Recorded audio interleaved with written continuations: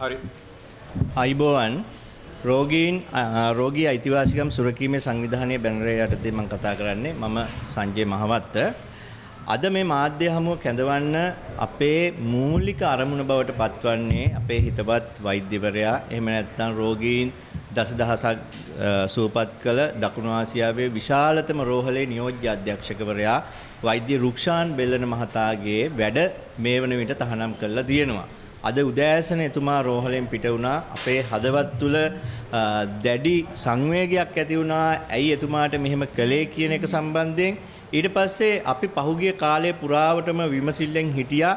අපේ මේ සෞඛ්‍ය සටන්වලදී ඒ වගේම බාල ඖෂධ වංචාව, ඒ වගේම නොයෙකුත් වූ අසාත්මිකතා හේතුවෙන් රෝගී මිය යන විට වෛද්‍ය රුක්ෂාන් බෙල්ලන මහතා ජීවකයාණන් වහන්සේ කෙනෙක් විදිහට ඉස්සරහට ඇවිල්ලා ඒ අසරණ අහිංසක රෝගීන් වෙනුවෙන් පෙනී සිටියා. ඒ වගේම අද මේ වාඩි වෙලා ඉන්න සියලුම සිවිල් ක්‍රියාකාරිකයන් සාක්ෂි දරනවා වෛද්‍ය රුක්ෂාන් බෙල්ලන මහතා අපිත් එක්ක ඒ සටන්වලදී ඉදිරි පෙළණීමක් විදිහට කටයුතු කළා. දැන් ඇති වෙලා තියෙන ප්‍රශ්නය මොකද්ද? වෛද්‍ය රුක්ෂාන් බෙල්ලන මහතා රූපවාහිනියට යම්කිසි ප්‍රකාශයක් කළා කියලා ඔහුගේ වැඩ තහනම් කරලා තියෙනවා. වැඩ තහනම් කරන්න ලියුමට අසං කරලා තියෙන්නේ කවුද? වර්තමාන සෞඛ්‍ය ලේකම්වරයා වන දූෂිත අපි කෙලින්ම කියනවා දූෂිත නිලධාරියෙක් විදිහට අනිල් ජාසිංහ මහතා. අනිල් ජාසිංහ මහතා. එතකොට මම ගාව තියෙනවා ජාතික විගණන කාර්යාලයේ මගින් නිකුත් කරපු විගණන වාර්තාව. මම මේ වාර්තාව අතේ තියාගෙන තමයි අනිල් ජාසිංහ දූෂිතයි කියලා කියන්නේ. මේ දූෂණය සම්බන්ධයෙන් පැමිණිල්ල අල්ලස් කොමිසමට කරලා තියෙන්නේ කවුද? වෛද්‍ය රුක්ෂාන් බෙල්ලන මහතා.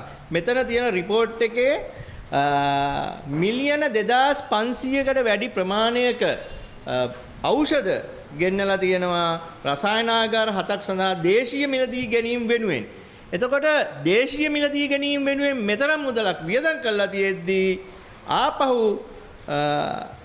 128,94,694ක ප්‍රතික්‍රියක ඖෂධ වර්ග ඒ ජාතික රෝහල තුල කල්ලිකුත් වෙලා තියෙනවා. ඉතින් මේ தત્ත්වය කළමනාකරණය කරන්න බැරි වෙලා වැඩිපුර ඖෂධ ගෙනහල්ලා ඒ වගේම මේ රෝගීන් අනතුරේ හෙළලා ඒ සම්බන්ධයෙන් තොරතුරු අනාවරණය කරගන්නවා.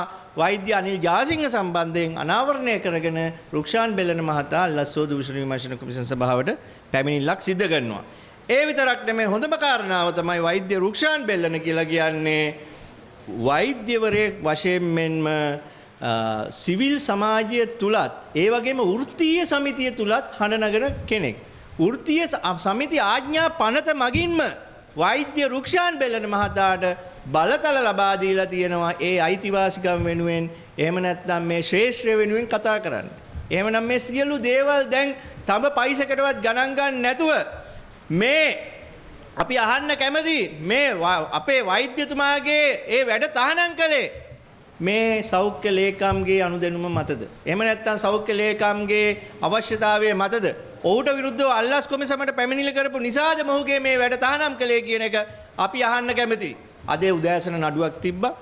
අපි ඒ නඩුවෙන් නිදහස් වුණා. ඒ නඩුව තමයි හිටපු සෞඛ්‍ය අමාත්‍යවරයාගේ වංචා දූෂණ සම්බන්ධයෙන් පැමිණිලි කළා අපරාධ පරීක්ෂණ දෙපාර්තමේන්තුවෙන් අත්අඩංගුවට ගන්න නැති අවස්ථාවේදී අත්අඩංගුවට ගන්න බලකිරීමක් වශයෙන් සාමකාමී උද්ඝෝෂණයක් පැවැත්වුවා.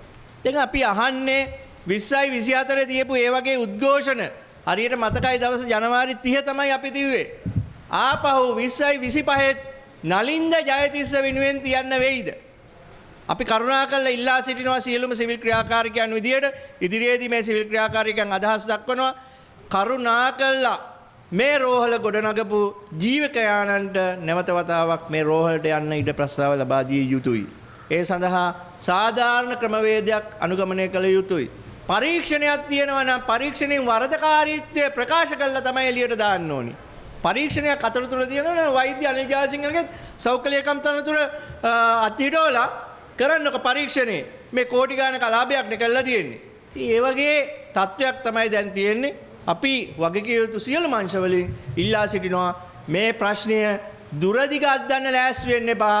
එහෙම වුණොත් මේ අපි හැමෝම ඕනිම වෙලාවක පාරට බහින්න ලෑස්ති පිට තමයි අපි සූදානම් වෙලා ඉන්නේ කියන එකත් නැවත වතාවක් අවුරුදු 1කමාරකට පස්සේ මාධ්‍ය හමුවකදී අපි ප්‍රකාශ කරනවා. වැඩබරන අධ්‍යක්ෂකන වූ හිටි ඔව්.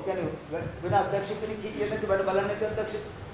ලංකාවේ ප්‍රධාන පෙළේ රෝහල් 5ක විතර අධ්‍යක්ෂක ධූරය මේ වන විට හිස් වෙලා තියෙන්නේ. ඒ තනතුර බාර ගන්න ඇත්තටම බාර ගන්න කෙනෙක් එන්නේ නැහැ. ඉතින් ඒ නිසා තමයි නියෝජ්‍ය අධ්‍යක්ෂකවරයාට මේ සුදුසුකම තියෙනවා. ඔහු මේ හැමදේම බලා කියාගෙන හිටියේ.